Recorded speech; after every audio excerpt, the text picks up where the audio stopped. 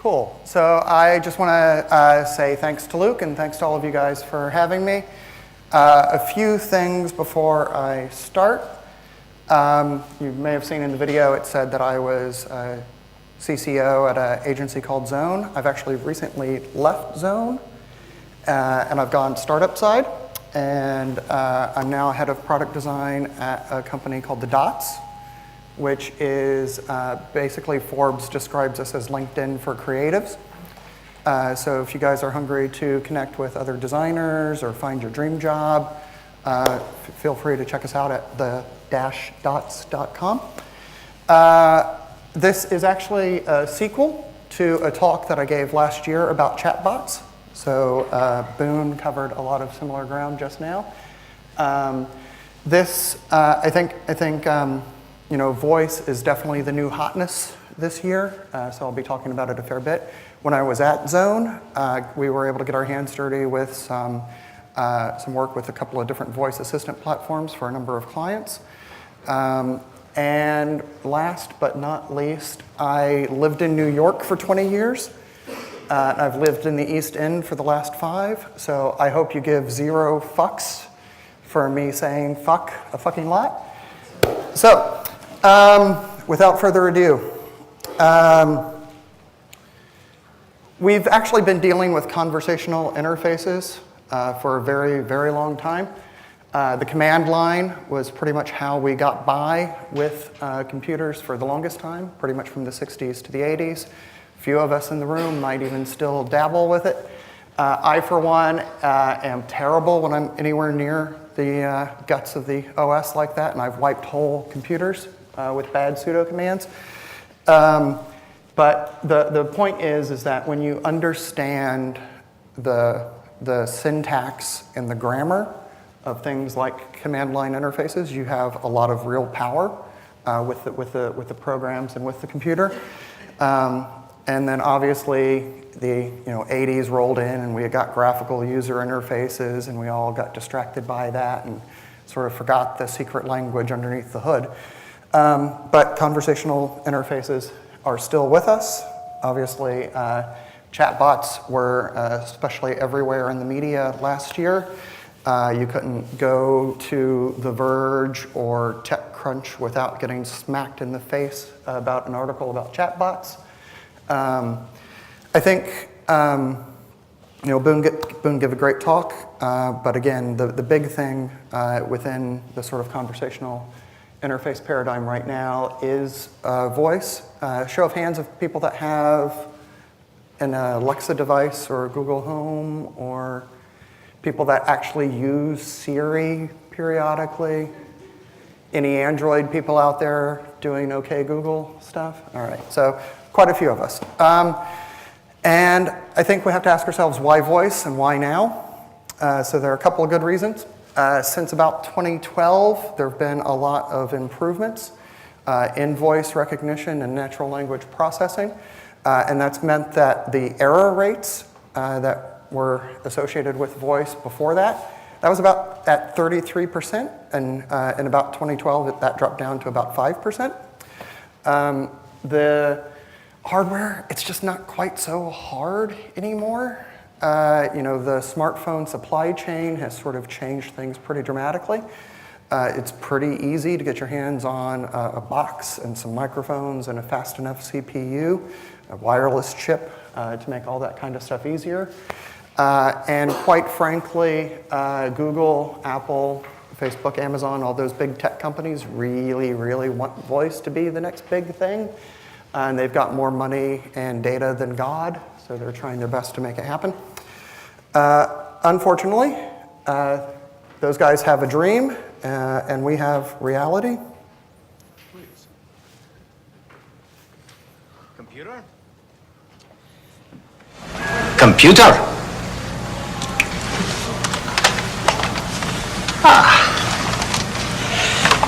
Hello, computer. Just use the keyboard. The keyboard. How quaint. So I think engineers, technologists are really, really good at figuring out the art of the possible.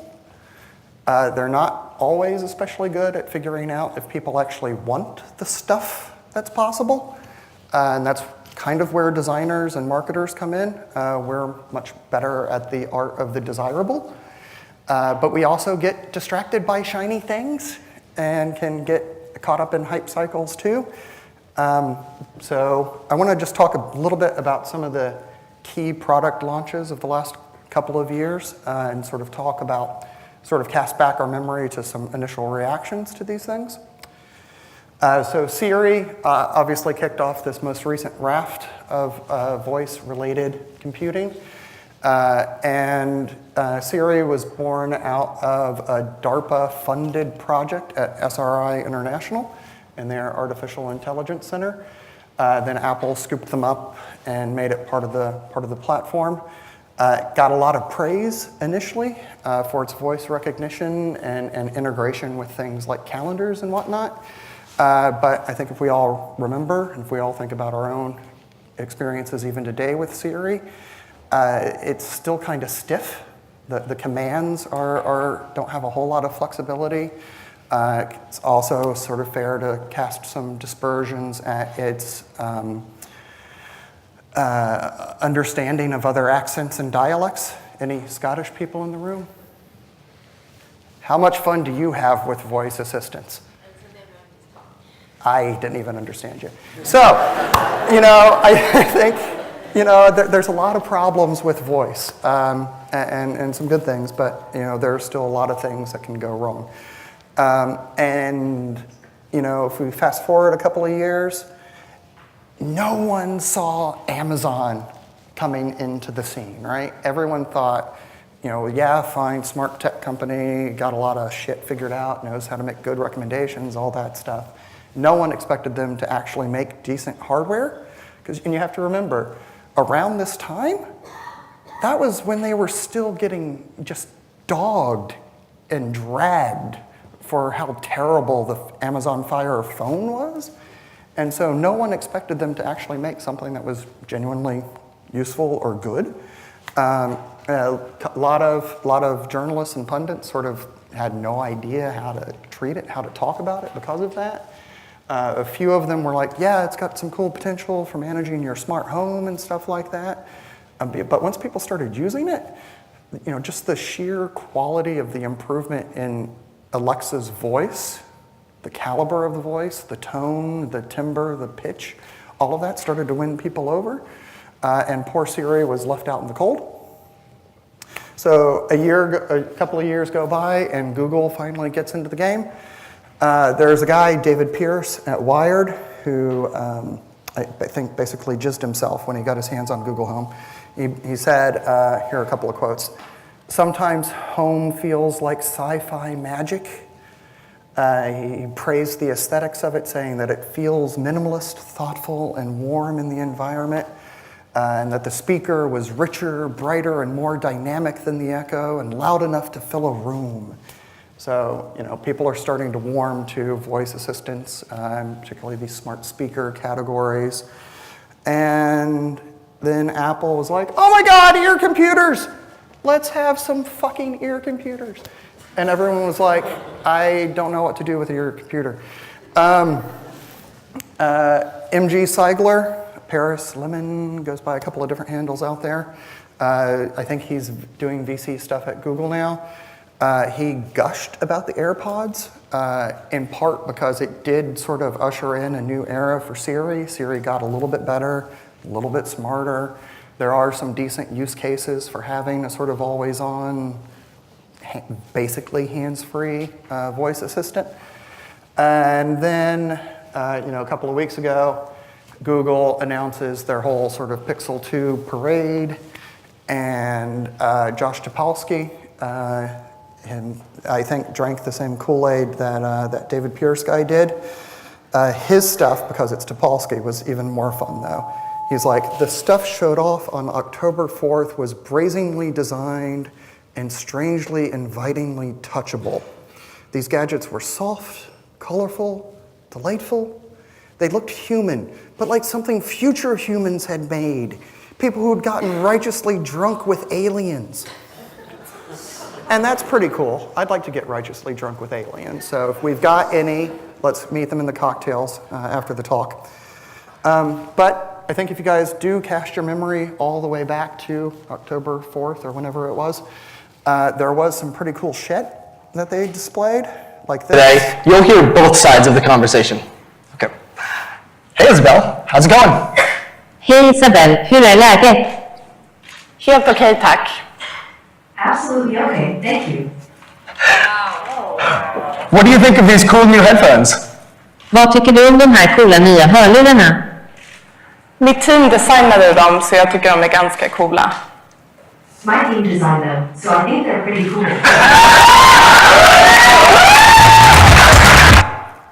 So, Babelfish, right? That's the whole sort of Douglas Adams thing.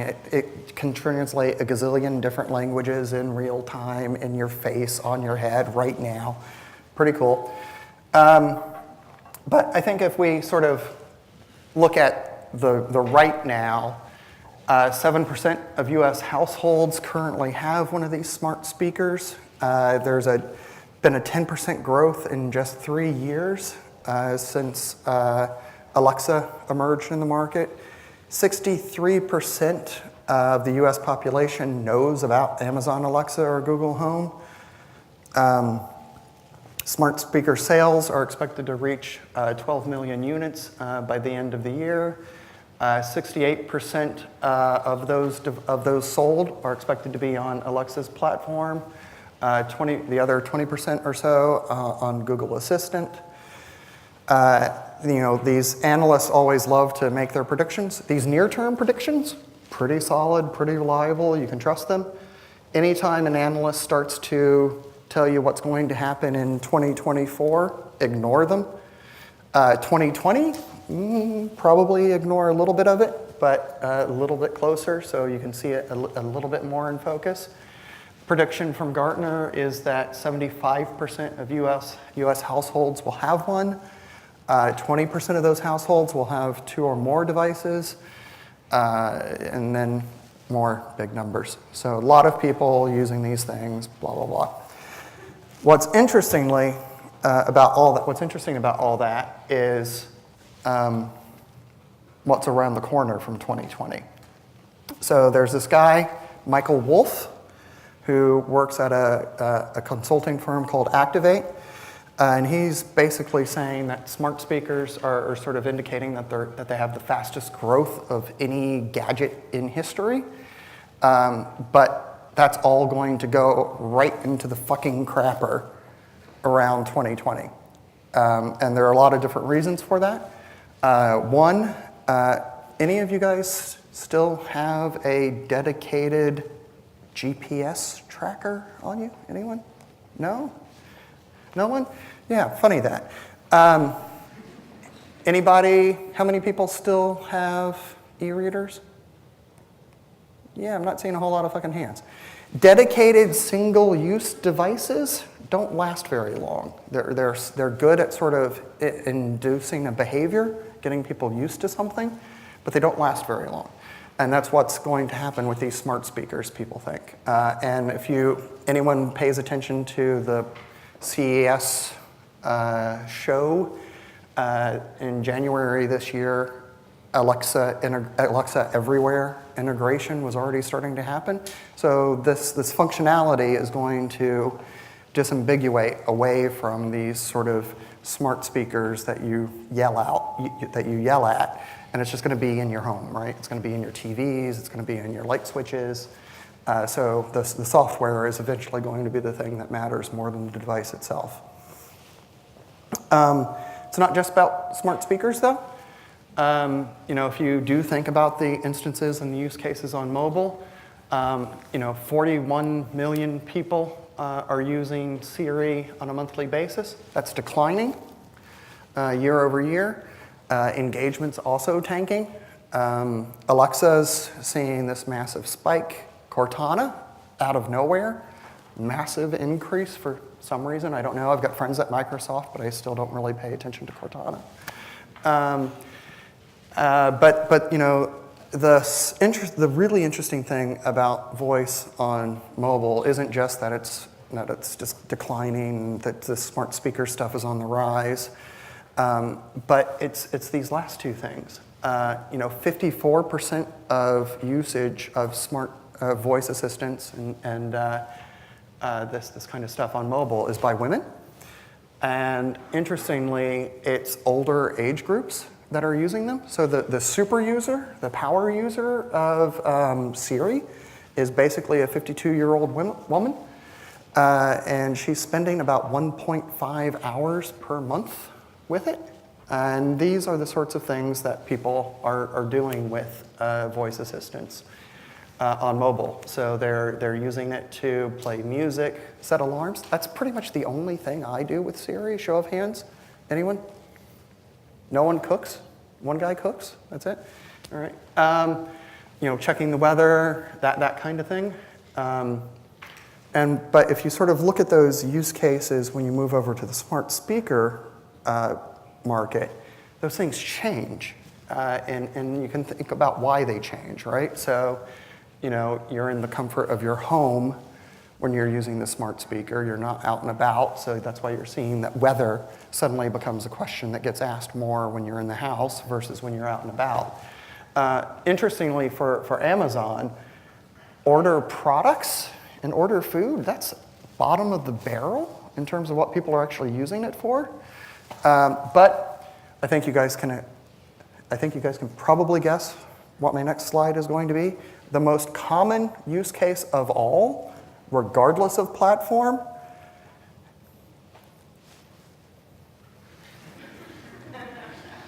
it's basically fuck you, Siri. It's these accidental triggers that are causing the smart speakers and smart assistants and voice assistants to trigger and annoy you. And I think there are a lot of concerns that are worth getting into when we talk about voice assistants. And I'll sort of blast through a couple of them here. But, I said early on that why voice, why now? It's because voice kind of works. Well, it only kind of works. And I think I just broke my thing. Clearly, Johnny Ive is pissed at me. Anyone? Little AV help? I'll do a soft shoe while we wait. Ooh.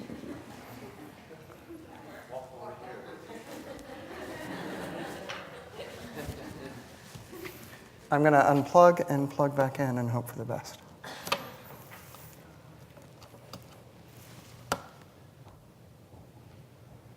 All right, I'm going to pantomime.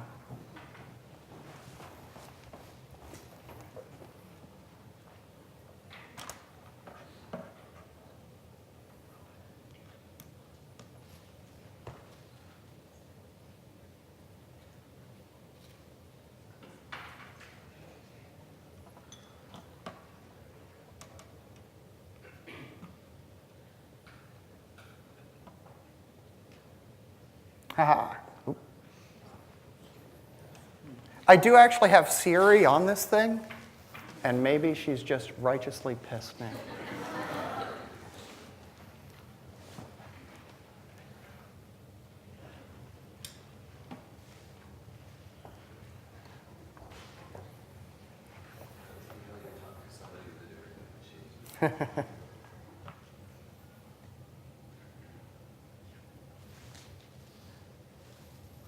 Maybe just drag it over. Yeah.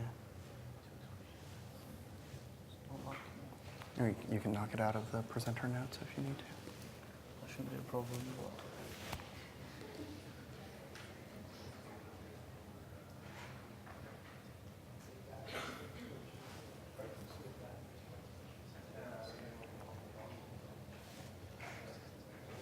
Cool.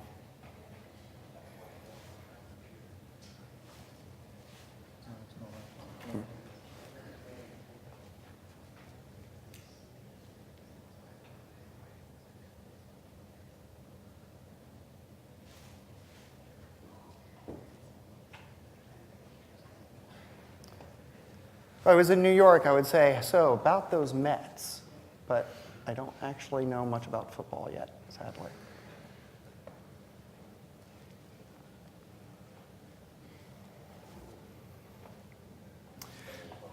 Woohoo!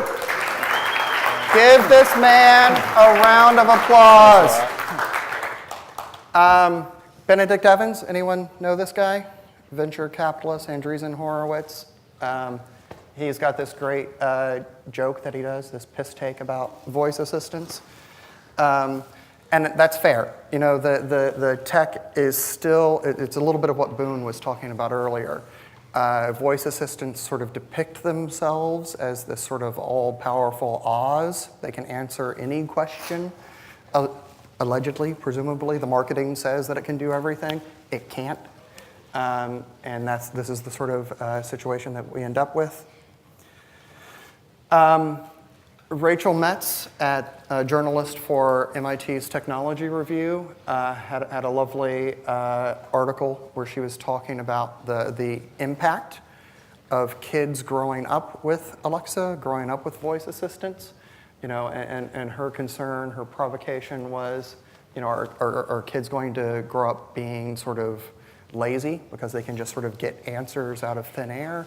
Or are they going to grow up to be jerks because they're being conditioned to sort of get everything on demand? Psychologists think that's probably not a lot to worry about, but I've seen a lot of bratty kids already, so I'm assuming it's going to flip the other way.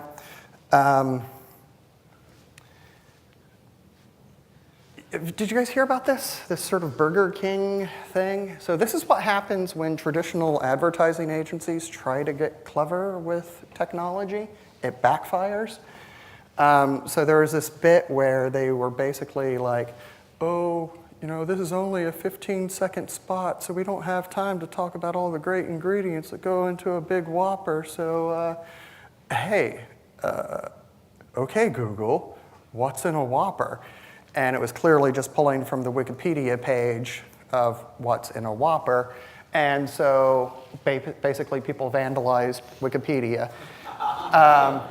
And you got things like made with 100% medium-sized child and cyanide, which is pretty fantastic. And then Google shut the whole fucking thing down anyway.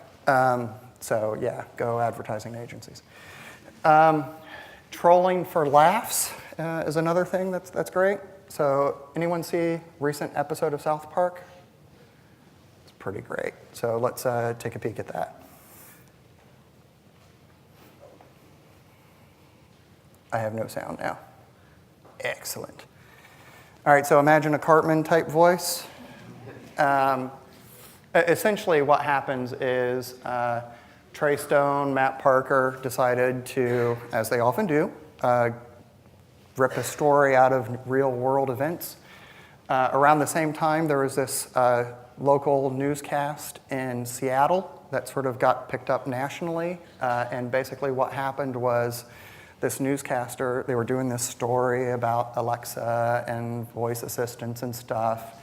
And they were talking about this family, and the newscaster says, and I just loved it when the little girl said, okay, Google, buy me a dollhouse. And then everybody that had a fucking voice assistant started to get a lot of dollhouses shipped to them. So Trey Stone and Matt Parker obviously decided to take the piss on that and had Cartman get up to his usual shenanigans. Sadly, I don't have sound, but the next video clip was going to be Cartman basically talking about, he basically got all the voice assistants chained together so that Siri could talk to Google, Google could talk to Alexa, and they were all going to suck each other's hairy balls. And then, obviously, everybody who was watching South Park that had any of those devices started to suck hairy balls. And it was pretty fantastic, because who doesn't like sucking hairy balls? Anyway, another concern is obviously privacy. Always on listening means we're right there in the throat, in the grip of corporate surveillance. And not just corporate surveillance, right? So if any government or law enforcement agency decides to subpoena your voice search history, they can and they will. Hackers can obviously get a hold of that stuff. And this is the thing. So, we think that, this device is just sort of magically answering us, but it's just like any other fucking internet service, right? It's, pinging a server farm somewhere and then bringing you back an answer. That doesn't have to be the case. And again, like we said earlier, device stuff is getting cheaper. IBM actually just recently did this experiment where they were able to run an artificial intelligence off of memory, so not even needing an AI processor chip. And so hopefully we'll get to a point where these devices can actually run all this magic AI voice stuff on its own. But until then, you are at the whim of these big corporations and hackers who want all that information. And lastly, and certainly not least, voice assistants are sexist as fuck. When a lot of them sort of got initially rolled out, it was actually only here in the UK where Siri's voice was defaulted to a male voice. And that was actually itself because of sexist attitudes. People didn't think that you could get good directions from a female voice here in the UK, so they made it a male voice. And so, yeah, we were talking about the sort of implications of growing up with Alexa before. This is another one of those issues. These voice assistants are playing to stereotype, right? It's the female is your demure assistant. And that's another thing. When you talk to parents, I had this lovely conversation with a grandmother the other day, and she was basically saying, I just wish these things were more polite. I wish you'd have to say, okay, thank you, Alexa, to shut it down, rather than saying, all right, Alexa, fuck off. And that would be nice. It would at least solve a little bit of this problem. I want to talk a little bit about designing for voice now. We're in the home stretch, so we're almost near Q&A and booze time. This is Ivy Ross. She's the head of user experience for Google's hardware products. Daniel might have met her at one point, maybe, sort of, kind of, who knows? But she was basically talking recently about all of those products that got rolled out back in October. And what she was saying is that the reason why people were gushing about them is because she and Mateus Duarte, in charge of material design and UX for Google's software products, that she and he and their teams were really working together. And that meant that hardware designers and software designers were able to put aside their sort of petty differences and actually roll up sleeves and work together, which is great and doesn't happen often enough. Your brand voice matters more than ever. For anyone that's a Game of Thrones fan, if you actually ask Siri, what her name is, and you sort of tweak it with Game of Thrones, she'll give you that lovely response there.